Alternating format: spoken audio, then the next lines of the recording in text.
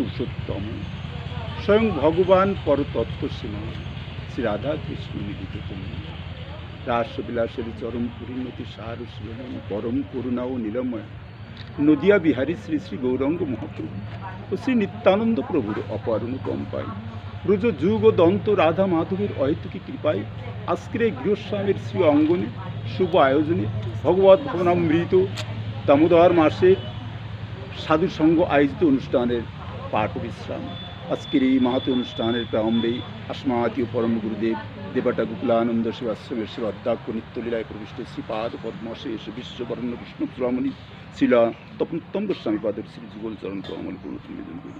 আমি প্রণতি নিবেদন করি আমার পরম গুরুদেব শ্রী শ্রী শ্রী রাধা গোবিন্দ মন্দির শিবাশ্রমের শিবাধ্যাক্ষ পরম বৈষ্ণব নরোত্তম গোস্বামী পদ তাঁর শ্রী যুগল চরণ কমলে আমি প্রণতি নিবেদন করি। আমি প্রণতি নিবেদন করি আজকের এই মহতী অনুষ্ঠানের সাধুগুরু বৈষ্ণব ভক্তিমতী মাতৃমণ্ডলী সকলের শ্রী যুগল চরণ কমলে রইল এই আবেদনার আগুন ধন্যবাদ। জয় নিতাই।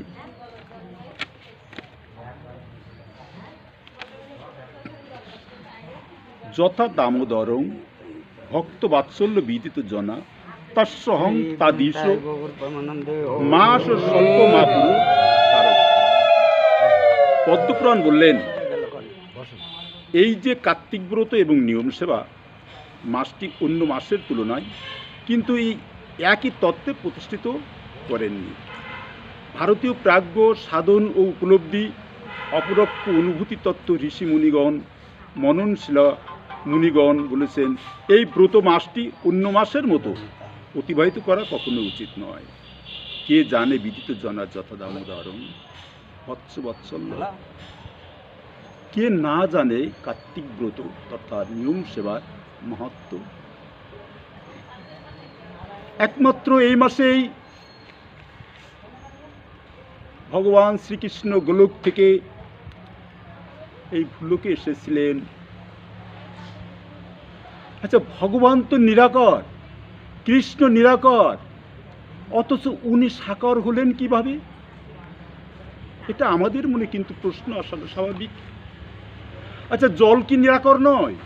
কিন্তু সেই জল কিভাবে আকার ধারণ করে? যখন শৈত্যপ্রবাহের দ্বারা যখন সেটা জমে ওঠে তখন সেটা কিন্তু আকারে রূপান্তরিত হয়। তদ্রূপ আমার ভগবানও আকার রূপ নিয়েছিলেন সেদিন, যেদিন তার ভক্তের ভক্তি সাধনের কাছে ঋণী হয়ে ভগবান সেদিন গোলক থেকে ভূলোকে আসতে বাধ্য হয়েছিলেন। তিনি ছিলেন কিন্তু নবকিশোর, তিনি গোলকে ছিলেন নবকিশোর, অথচ সেই ভগবান নবকিশোর রূপ পরিত্যাগ করে উনি শিশু হিসেবে ভক্তের কাছে এসে হাজির হলেন, জন্ম নিলেন। ন জন্মানি, ভগবানের কিন্তু জন্ম নেই, মৃত্যু নেই, পিতা নেই, মাতা নেই। অথচ আমরা সেই ভগবানকে, ভগবানের কি মনে করি? ভগবানের পিতা নন্দ রাজা, মাতা মা যশোদা। এটা ভগবান নিজেই তার ভক্তের কাছে শিশু সুলভ হয়ে এসেছিলেন। বাবা, একদিন নন্দ রাজা যখন পুত্র গোপালকে নিয়ে সাথে যাচ্ছেন, কদমর্দন রাস্তা তো, পাটা স্লিপ খাচ্ছে, তখন কি করলেন? জুতো জোড়া খুলে একপাশে রেখে বলছেন চলো গোপাল চলে যাই। গোপাল চিন্তা করছেন আমার বাবা তো চলে যাচ্ছে। গোপাল মানে কে? ভগবান শ্রীকৃষ্ণ আজ এই ধরাধামে এসে দেখেন কিভাবে লীলা করে গেছেন ভক্তর সঙ্গে। সেদিন নন্দ রাজার সেই জুতো জোড়া মাথায় করে নিয়ে আজ নন্দ রাজার পাশ পাশ উনি হাঁটতে। এটি হচ্ছে আমার ভগবানের লীলা। আমার কাকা বললেন কত না লীলা করেছেন বাবা। আপনারা জানেন আরেকটি লীলা করেছিলেন উনি, অন্নকূট। মাধবেন্দ্রপুরী বৃন্দাবনের রাধাকুণ্ডে যখন ছোট্ট একটি গাছের তলে বসে হরি গুণকীর্তন করে চলেছেন, ঠিক সারাটা দিন যখন পার হয়ে চলে গেছে, পড়ন্ত বিকেলবেলায় ভগবান শ্রীকৃষ্ণ নিজেই ছোট্ট গোপাল যিনি গোয়ালার ছেলে ভাব ধারণ করে এসে এক ঘটি দুধ দিলেন, বলছেন মুনিবর তুমি দুধটুকু খেয়ে নাও। বলছে কে তুমি বাবা? আমি যে দুধ ছাড়া পাই না তুমি কি করে জানলে? বলছে আমি কিছু জানি না। ভগবান বলছেন আমি কিছু জানি না, ওই যে কিছু সখীরা যাচ্ছে ওরাই যাওয়ার সময় বলে গেল তুমি এই দুধটুকু নিয়ে যাও, নিয়ে যেয়ে তুমি গোসাইকে দিয়েছো। বাবা আজ ওই গোসাইকে দেওয়ার পরে গোসাই সেটা সেবন করে বলো তুমি সেবন করে তুমি ঘটিটা ধুয়ে রেখে দিও, আমি পরে এসে নিয়ে যাব। বাবা দোন সেবন করে উনি রেখে দিলেন, কিন্তু গোপাল আর আসলেন না। সারাটা দিন চলে গেল, সন্ধ্যায় পার হয়ে গেল। গভীর নিশীতে যখন একটু তন্দ্রায় এসেছে মাধবেন্দ্রপুরে, ঠিক সেই সময় স্বপ্নে দেখছেন যে সেই গোপাল এসেছে, এসে আজ মাধবেন্দ্রের পাত ধরে টানছে আর বলছে আয় রে মাধব, আমি যে সেই বহুদিন ধরে ওই যে বর্ষা বাদলা ঝড় তাপমাত্রা সব কিছু অতিবাহিত করে ওই চূড়ার পরে বসে আছি, কৃপা করে তুই আমাকে একটু উদ্ধার কর। আজ মাধবেন্দ্রপুরীকে স্বপ্নের ঘরে সেখানে নিয়ে যেয়ে সেই পাহাড়ের পরে জঙ্গলের ভিতরে সেখানে দেখিয়ে দিয়ে আসলেন। আর সেখানে দেখে এসে পরের দিন সকালবেলায় মাধবেন্দ্রপুরী এলাকার সকল ভক্তবৃন্দকে সাথে নিয়ে বলছে যে তোমাদের গোপাল তোমাদের ভগবান যে ওই পাহাড়ের পরে আছে, চলো আমরা নিয়ে আসি। সবাই যে যার মতো লাঠি সোটা এবং কুড়াল খুন্তা সব কিছু নিয়ে যে দেখেন একটা রূপান্তরিত হয়েছে একটা শিলার পরে। সেই গোপালকে নিয়ে এসে আজ কী করলেন, আজকে উনি মন্দির প্রতিষ্ঠিত করলেন। সেখানে আজ তাকে সেবার ব্যবস্থা করলেন। 8 জন ব্রাহ্মণকে দায়িত্ব দিলেন তার সেবার জন্য। বাবা সেই সেবা শুরু হতে লাগলো।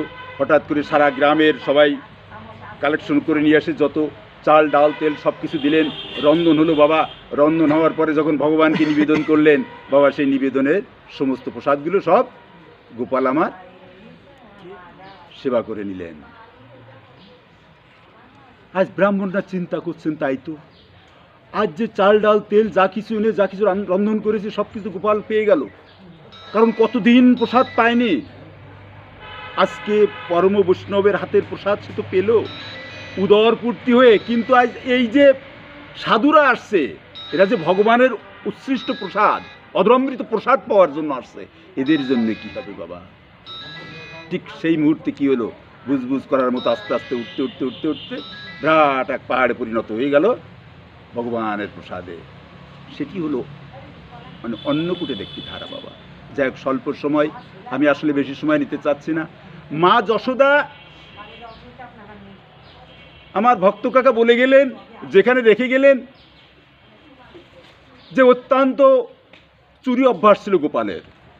মা যশোদা মনে মনে চিন্তা করলেন, এত চুরি করে আমার গোপাল, আমি সার্বক্ষণিক সময়ের জন্য এতগুলো গাভীর দুধ দিয়ে তাকে ক্ষীর সর নবনীত খাওয়াই, তারপরও সে অন্যের ঘরে চুরি করতে যায়। তো ঠিক আছে, আমার মনে হয় বাবা আমরা কেন নিয়ম সেবা মাসে আমরা নিয়মের সহিত আমরা ভগবানের সেবার দায়িত্ব নিতে যাচ্ছি, তার একটি ব্যাখ্যা কিন্তু এর ভিতরে দিবে। বললো আমি আর কখনো আমার ওই দাসীদের দিয়ে আমি গোপালের সেবা দেওয়াবো না। মনে হয় দাসীরা মনে হয় তৃপ্তির সহিত তাকে সেবা দিতে পারে না। আজ মা যশোদা নিজেই রাত 3:30-র সময় উঠে সেই ব্রহ্ম মুহূর্তে নিজের বাহ্যিক ক্রিয়া সম্পন্ন করে এসে নিজে স্নান করে কি করলেন, গোপাল সই আছে ঘরে, ঠিক সেই মুহূর্তে এসে অষ্টরম্বা গাভীর দুধ আজ জ্বালাতে লাগলেন। হ্যাঁ, গাভীরে কত তৃপ্ত যে আজ আমাদের দুধ দিয়ে আজ গোপাল সেবা হবে। এদিক মায়ের যে ভক্তি, সেই ভক্তির কাছে ভগবান নিজেই পরাভূত হয়ে যাচ্ছেন। আজ কি হলো, যে ভগবান এই যে আকাশ তার উপর আছে মহাকাশ, সেই মহাকাশকেই যে সৃষ্টি করছেন ভগবান শ্রীকৃষ্ণ, তাহলে ভগবান শ্রীকৃষ্ণ না জানি কত আকার নিয়ে ধারণ করে বসে আছেন। আচ্ছা, সেই আকার রূপ নেওয়া ভগবানকে, নিরাকার রূপ নেওয়া ভগবানকে কি মা যশোদা একজন ভক্তকে রজ্জু দিয়ে বাঁধতে পারে? আজ সেদিন কি করলেন, মায়ের স্তন্য দুগ্ধ তারা সবসময় চেষ্টা পাচ্ছে আজকে গোপাল আমাদের সেবা করবে। এদিকে মা যশোদা নিজেই হাঁড়িতে চুল্লিতে দুধ জল দিচ্ছে, দুগ্ধরা আজ কত আনন্দ পাচ্ছে, গোপাল আসবে এসে আজ আমাদের এই দুধ সেবা পাবে। একদিকে গাভীর দুগ্ধরা আর একদিকে মায়ের স্তন্য দুগ্ধ প্রতিযোগিতা চলছে, গোপাল দেখি কার দুগ্ধ সেবন করে। গোপাল ঘুম থেকে উঠে ঠিক ব্রহ্ম মুহূর্তের একটু আগে গুটি গুটি পায়ে এসে বাবা মায়ের জানুর পরে উঠে সাথে সাথে মায়ের কোলে ঝুলে পড়লেন। মায়ের স্তন্য দুগ্ধ তখন খরিত হচ্ছে, যে দুগ্ধের কাছে আজ ভগবান শ্রীকৃষ্ণ নিজেই বাধা পড়েছিলেন, তাই সেদিন ওই যে দুগ্ধ জাল হচ্ছে সেই জালকে উপেক্ষা করে আজ মায়ের স্তন্য দুগ্ধ পান করতে লাগলেন। তখন গাভী দুগ্ধ জ্বলন্ত হওয়ার সময় মনে করছে, হারে গোবিন্দ, আমরা কত অপরাধী হয়ে আছি। আজ অন্তত পক্ষে মনে করেছিলাম আমাদের সেবায় তুমি সেবিত হবে, কিন্তু তুমি যে মায়ের স্তন্য দুগ্ধ পান করছো, এর থেকে তো তুমি কখনো রেহাই পাবে না, কারণ এই স্তন্য দুগ্ধ তো কখন ফুরাবে না।